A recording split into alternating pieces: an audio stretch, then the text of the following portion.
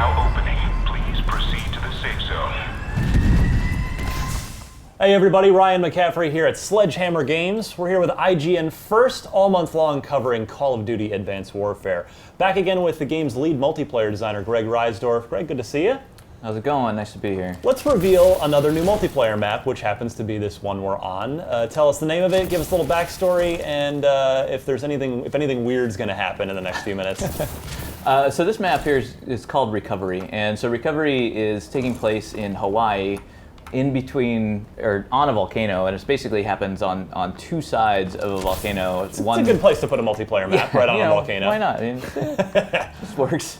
And so the unique feature about this map is halfway through the map, an event will occur, and that event is basically the volcano starts to erupt, and volcanic gas and everything else starts to cover this half of the map that we're in right now, and you essentially evacuate to the other half of the map. So let's take a quick walk. We've got 1 minute until that happens. Let's give us a tour of this half of the map. What are any maybe choke points we should be looking for, key jumps, any of that sort of thing that can help us kick some ass come November? So right here is a pretty big key one.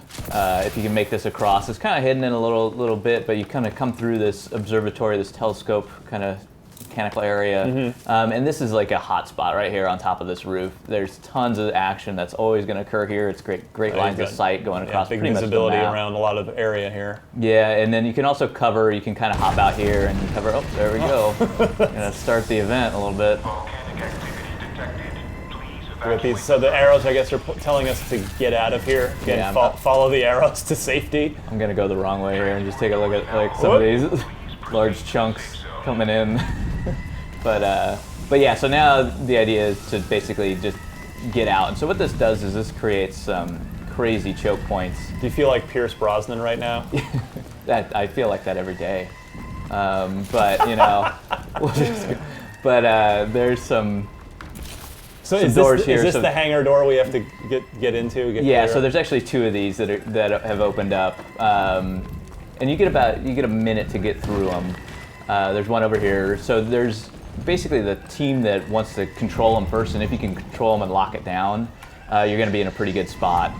But then as you go and you move through the map, you're going to start spawning on this edge of the map, on this side of the map, and it's so you can brief people for a little while at the door as they're trying to make their escape. You can, like sliding under the door at the last minute. It's always fun to do. Transport door And yeah, you required can pretty much defend it and really hold down this area, especially any kind of sentry guns you get over here, remote turrets. Just holding those areas down. They will start to spawn on this edge of the map, which is the outside of the volcano. Well, you're making me wish I was in Hawaii right now. And so this is basically a couple helipads over here. There's lots of fun jumps going across the outer area that you can make. Nice. You may have done this once or twice before. Just a few times. It seems like the map changes a bit from mid match from after the event happens, from a little bit more contained, narrower corridors to this seems to much more wide open. It is. The first side of the map is very compact and tight and really fast gameplay. And then once you get out to this outer section of the second half of the map, it turns into much more open gameplay, and it favors longer range.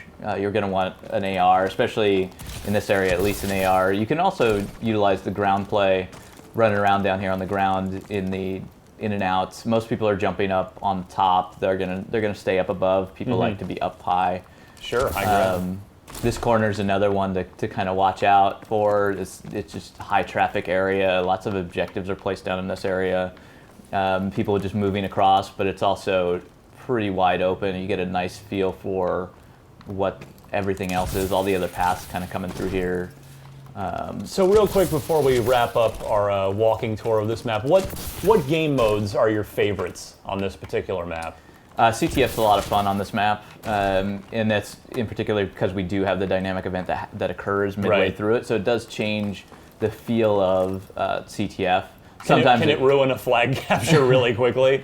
I would say ruin a flag capture, but it certainly makes it more interesting. And then also domination. Domination will switch sides as well, and then it resets the dom points when it switches sides. So it does create some interesting, new little changes to modes. Great. And then, so we should definitely have a couple of different loadouts. One for the first half of the map that's maybe or run overkill. Right. If you run with the overkill wild card, you can just have the SMG with all your attachments in slot 1, and then go with an AR or a sniper in your secondary.